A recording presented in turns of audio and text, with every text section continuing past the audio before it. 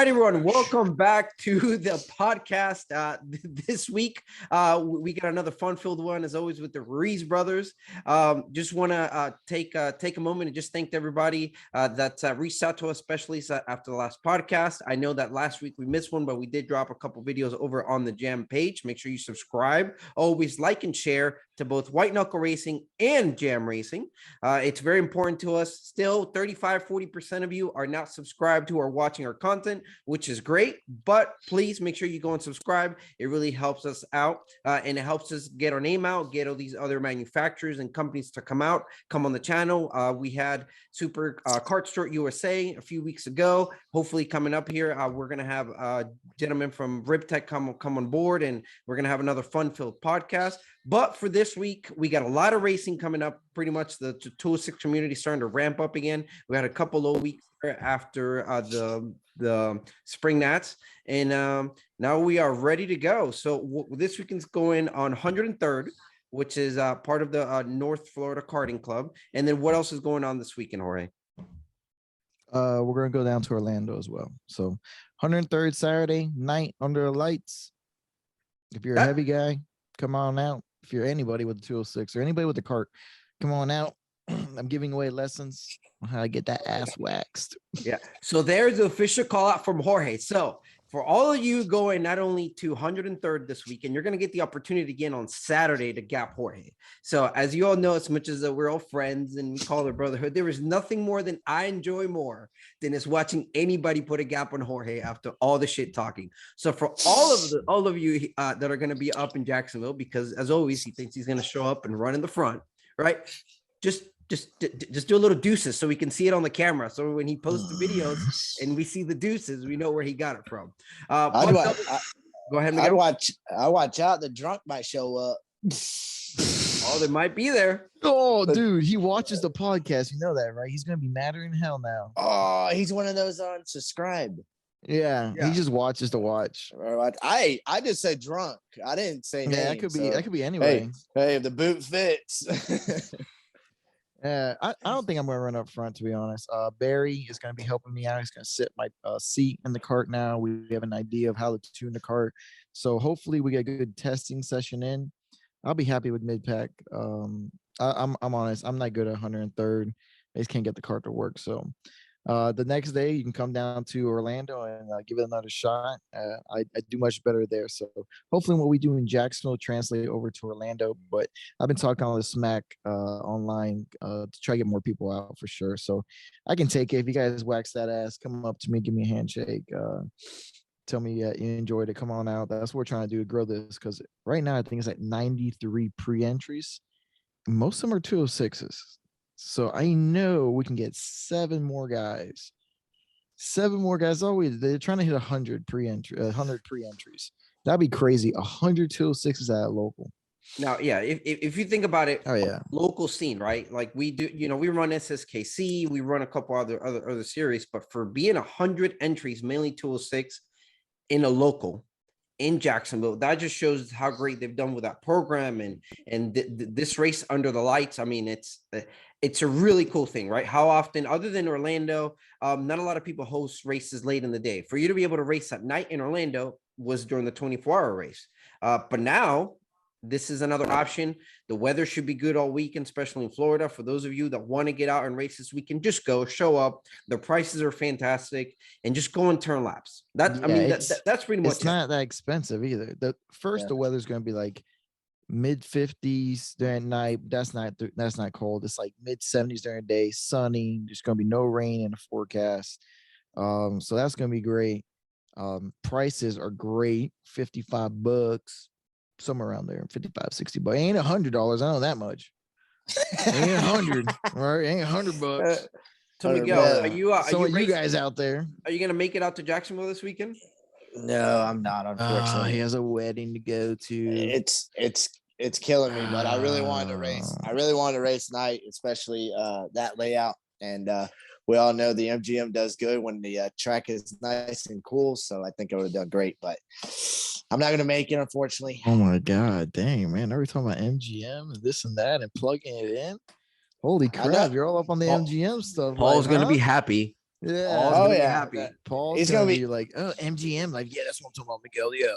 Say that. Say MGM. Hey, did you see what they said on their podcast? It's like, was that only a 1-day event? Like, yeah, well, good thing it wasn't 4-day event. Miguel and all his buddies hanging out. Like, yeah, it would have been real rough.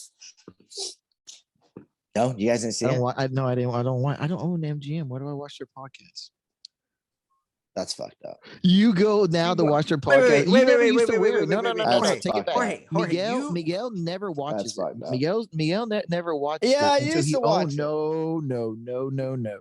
Miguel's the person that if he's not in it, he doesn't watch it. Miguel, do you remember a couple years ago when Paul had him to do like it was like a the mid-race Daytona? thing? That he was Jorge all week, oh giddy. Oh, Paul Rice. Paul Rice told me to come on, and I'm gonna get to announce the race all week. So I watch this stuff. in I just don't. Daytona? I watch it. I'm just like a stalker. I just like click on it. I'll watch it. But ooh, that's a good idea. Maybe I should try to take that for my channel. And I'm like, no, that's too complicated. So I scratch it out. Cause their computer dude, the guy that does all their stuff, the guy's freaking smart. Like that's a nerd. maybe that's Like in a what we good need way. to find. And he's like, I met him in Charlotte. He's an introvert too. Like, I think we came on too strong. I came on too strong. And he was like, hey, how you doing? You know, yeah, I do the computer stuff. Oh man, that's awesome. He was like, oh my God. Yeah, so we had He said shit. right now before he there's started. a tornado warning and alert in Savannah. Lightning coming down like crazy. Rangers extremely pissed off right now. Shadow's probably knocked out sleeping. So that's what's happening in Savannah. And I still got to go to work in this great, amazing weather. So it'll be well worth it. You're gonna get to race out there the weekend, and then what are you looking forward the most testing out the weekend, other than the seat? Obviously, you said that you were going to do the seat, but is there anything in particular that you're going to be testing out? Any results you're going to be looking for? Yeah, I'm testing out the chassis. The seat goes in the chassis, Gabe. Like, yeah, but what else? Jesus, man, you see how he is? No, I just don't get it. It's just so He's bad. giving you an actual legit question, and you're just like, yeah, I just fucking put it in the seat. That's because he doesn't have an answer. But on your goddamn, yeah, exactly. But on your goddamn videos, yeah, we put new lenses on my glasses. These are polarized glasses. And then this chassis, put this new bumper. It's just easily 2/10 quicker, giving all the facts. Now Gabe asked you, like, yeah, I'm just gonna put seat on the cart. No, I'm not gonna tell you what all stiffness it is either. I'm gonna give. I'm like, so It's definitely not a soft. I have a T11, right? T11 tillet seat, the standard one. So it's pretty stiff. I also refiberglassed the crap out of it, like just fiberglass as hard as I could. So I got a couple layers of fiberglass on it, to stiffen up the middle section of the seat. Because when I put the soft seat in, I could feel the chassis flex around me, and it was just binding the car up. So I'm putting a hard seat in, so the middle of the chassis stays rigid, while the outer layers of chassis can do their thing because it's soft. So I'm looking for the cart to feel almost, you feel that rotation. You almost go almost in a slide, but it's not sliding. It's just coming around. I'm looking for the rotation and not the rear to hike so high. So I want the middle of the chassis to stay more rigid, but the outsides do their job. It's a soft, 30 millimeter chassis that the new TB is, and then it works great. The tags are doing amazing in it. The shifter guys, that's a different chassis, but they're doing great in their chassis. So the dynamics are working well, and the cart's quick when it's a tight track. When we're looking at like Pompano, the hairpin turns, that cart, it just feels like you go into a turn, it'll like spring load. It springs real tight in the middle of the turn and boom, shoots you right out. That's how the cart feels. But in the high speed sections, high speed tracks, it binds up. So there's no spring to it. Monticello, though, it doesn't have a lot. His only good race was Monticello, but apparently no, he does not work at high fast rate class. No, okay, all right. I should say, tracks. Charlotte is a flowy fast section track. Monticello was different. Monticello, you had turn one was like a regular turn. Like it wasn't super. It was tight. It was tighter than normal. Then the chicane, that wasn't a chicane. That was a straight shoot shot. Then that bowl, the cart worked great. It just turned. It was able to carry the speed through. While everybody was kicking, sliding, my cart was just freaking planning and gone. And then the other two turns were tight. The track was an actual, like, it was a mixture between Orlando and Jacksonville without the banks. I mean, that's how the track was. So it was like a perfect mesh. But in Charlotte, like Newcastle, I'm thinking ahead already for the grands, the big grands. Charlotte, like Newcastle, is a flowy, fast track. You got those long sweepers that flow through and go. That's where the chassis is going to hurt. So I got to figure that out now. Get that out of the way now. And then when I go up to Newcastle, I'm running mid pack and not in the back. All right. That's the whole goal. So, and then the chassis has natural caster built into it.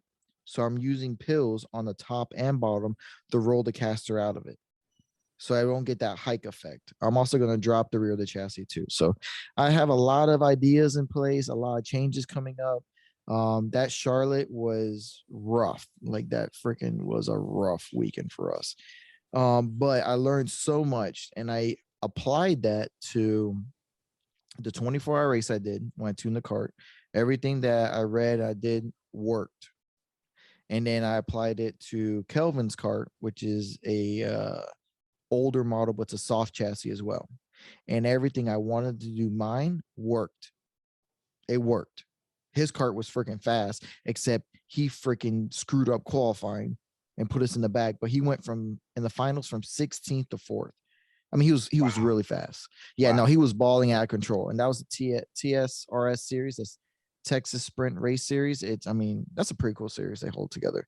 But he was balling. He was freaking, we were flying. So I've already tested some of the stuff out. I just got to do it to mine and see if it works. There's a little couple of geometry differences between his and mine, but metal softness is the same. So I know it's a long drawn out thing that I explained, but maybe it helps you guys getting into a sport of tuning. The chassis I used to have is a stiff chassis. We call it the tank, and a soft seat and a stiff chassis will let it flex and rotate and do its job and free up the kart. But a soft seat, at least for mine, and since I'm big, a soft seat in our chassis did not work. Now, some people run Burrells and they're super soft, and they run a softish seat as well. So I don't know how they make it work. They probably run seat struts to stiffen up. So that's your thing. Me tuning other karts and other chassis, I've just been tuning it my way. So I tune in OTK during TS RS weekend as well. And I tuned it like I wanted to tune my new kart, and that was a very soft chassis, and they work just the same way. So I know the things I'm doing are working. And if you have any advice, please PM me. I'm still learning about the whole tuning side. I got most of it down by now. It's just I haven't really sat down and tested stuff out myself. And if you have any advice, please hit me up and tell me. So I don't know how to could tune tell the Jorge. MGM or anything. Yeah, like that. you could tell. I won't ask. Yeah. He I meant wants to to say start to to you, take Gabe- it more seriously, right? Like I will say I noticed it this past weekend. Jorge before has that mentality of just getting to the track and figuring it out. And that mentality, believe it or not, with all the success that we've had, that's pretty much been it for us for grands and spring nationals and events, locals that we talk a lot of shit going into. We don't go out the week before, the weekend before, the local before. We don't do any of that. We just kind of show up. But knowing that I've seen you now a few times head down to New Orleans, I can see what you're doing. You're finally starting to look at that schedule ahead and look at these big races ahead and working. So that's part of the progression in karting. And I think that everybody kind of goes through that at some point as you want to continue and grow, right? So step one is just get a go-kart, right? Doesn't matter the name, brand, chassis, just get a go-kart and turn laps and get track time, right? Once that you get into that, then at some point you can start making your affiliations, whether you feel more comfortable with whether that be a TB or that be MGM or whether that be a Tony Kart or these hundreds of brands that are out there right now, right? But then it's going to get to a point where it doesn't matter how fast you are, you're going to have to start doing the work for the big events, right? It's really hard at the highest level that we race at in 206 for you to show up to a national event now and be like, I'll run in the weekend, because it's really not a thing anymore. Locals, you know what, go out, let's have some fun. You guys, Miguel will probably be wasted by the time 1 o'clock or 2 o'clock hits. But when it comes, I was worried about a night race. So I'm like, oh, I gotta go all day without drinking. yeah, but when it I have comes to to start early. professional events, Fuck. I mean, we got to put the work in. So Yeah, like I know Cup Kart South, that last event in NOLA, and I've been going to NOLA a lot just to get the track layout and see how the tires and stuff are working. And before, yeah, I could pull it off. Like I just knew it's been the same chassis since 2016, basically. There's been a couple of changes here and there, but the basic metal has been the same. It's the same stiffness. So tuning the old TB was easy. I can just show up to go to kart together and run top 5, no problem. but would you Right? say that this new TB is faster though? Once you as you're Once you nail it, the thing just flies. Once you guys all saw it, I literally rolled off the cart. The damn thing wasn't even ready. I couldn't even practice. I went qualified, didn't know the track, put it 5th.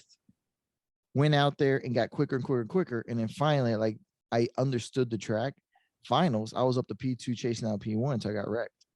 I mean, the cart is fast. It's real fast. I mean, I really, really like it. It's understanding it. And every chassis you can make fast. That's the thing. Every cart. Miguel's, same thing with Miguel. Understanding Miguel's chassis, like we don't know what we're doing, right? It's an MGM. We've never tuned the fucking MGM. We don't know what the hell we're doing. Okay. Paul does 2 little things to it, and Miguel goes from you start 13th in LCQ to P4 setting fast laps, and you can't even drive. yeah, he can't.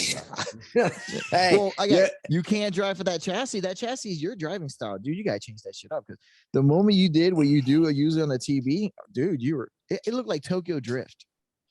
I was like, it's so bad. You know what it reminded me of? Yeah. Was when Gabe bought that TB from Chad, and it was completely 180 from where all at. Yep. And it was all the driving style basically. And he had steering shaft was a narrow one, had a 40 in it. Like it's like that. You go in there and you try to flick and stuff, and it doesn't do it. Yeah, So, you had to be super smooth with that setup we had. It was crazy. And your driving style was like a flick. Yeah. It would work great with like an OTK or something, but for the MGM, and the thing is, I don't like it looks like a stiff Joker. Like now, that thing looks. If anybody's wondering how different it is to go from chassis to chassis, and I mean, maybe we were privy to this before, we didn't put it together, but I had the smart idea to do a complete chassis change like a week and a half before, 2 weeks before SSKC Ocala back in the day. And we go out, and I am telling, it was nuts. I went from knowing the track, knowing it, like just being able to predict Ocala and everything as race progression and being in the front of the pack and podium, and to being a second off the field, you know. And it was, I mean, different chassis, different axle. And back then we were, you know, we swapped engines, we changed the stiffness of the front bar. But I mean, compared to what we know now, what we know then, it's just part of karting. So if you do ever change the chassis, don't get frustrated, right? Just give it time. You just need to give it time. It was a mistake that we made, and now that's why we're learning, right? We're trying to pass it forward to you guys. Like, just give it a little time. Understand that it's different. Like Miguel showed up to Charlotte, and the first time he goes out there, he's like, I'm like, oh my God, it's so bad. I was like, this is bad. But then, dude, honestly, like, all he did was like set the card up to your driving style. Like, he set the car up more to your driving style.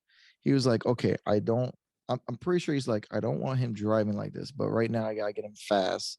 So I'll set the card up for his driving style.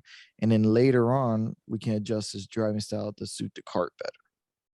Yeah, but I started driving way better. I think at the LCQ was probably one of my best races because I was like, I did not drive 6 hours, you know, with no sleep to show up and get kicked, you know, have to go home early. Yeah, that wasn't going to happen. So I think that's when I really kind of took everything that was being said and said, you know what, if I'm going to make it to the main show, I got to lock down. I got to drive better. If not, then I got to go home and it's bullcrap. Like, it sucks. Yeah, you did a good job, man. You drove your ass off in the LCQ. Hell, you drove your ass off in that final. You ended up what? You were at 42nd? I was right to like 20 something. I know Chris Curl been riding up there midfield to front pack, and I was 3 carts away from him.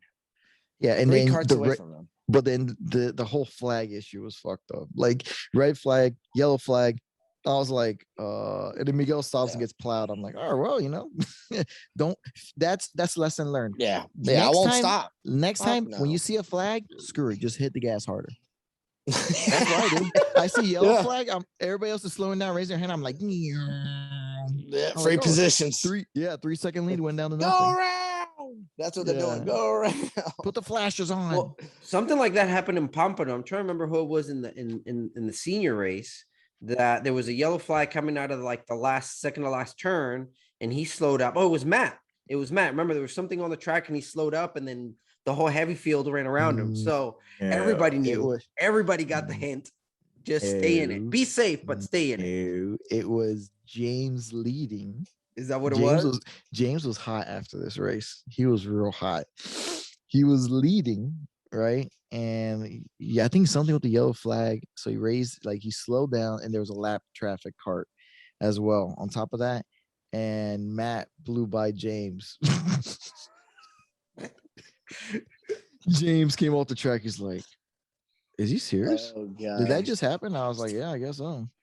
I don't think I've ever remembered going through a yellow and slowing down. I remember, I know people will not go for a pass, but if people actually like slow down and hear everybody like idle down, no. Everybody's never. wide open. They don't pass. They don't pass. Don't put in the comments, oh, that's so dangerous, blah, blah, blah. Dude, you freaking do it too. Don't fucking pull some bullshit like, oh, I don't do that. I know all you motherfuckers do it too. Or you're all flat out. Trying to catch that next person in front. We can't slow down. Everybody knows the moment you lift off and you lose that momentum, you're not going to get it back. No, you're done. I mean, just be cautious. Seconds. Don't pass. Oh yeah. Don't pass. Yeah. Stay behind. That's them. what I'm saying. Stay in the train, but come on. Nobody passes. No, but I see Eric yellow. I know, but nobody goes. Lives. Yeah, maybe I'm going to do this next time and see if the person see who does it. Nobody's going to do it. And I'm going to keep going. No, they're going to like slow. You're going to be like slow down. They're going to be like, thank you. No, what you do is you put your armed up, but your foot's all the way down. Flag with all the way down. So, all right, everybody. So we're gonna go ahead and wrap up tonight. We're gonna next week we're gonna have a full onload of hopefully there's some good carnage this weekend. Hopefully a lot of you pass Jorge and down on the track. So we're gonna wrap up. Thanks everybody. Thank you for subscribing, like, and share. And we'll see you all in the next one. All right, guys. Catch you on track. Take care, guys.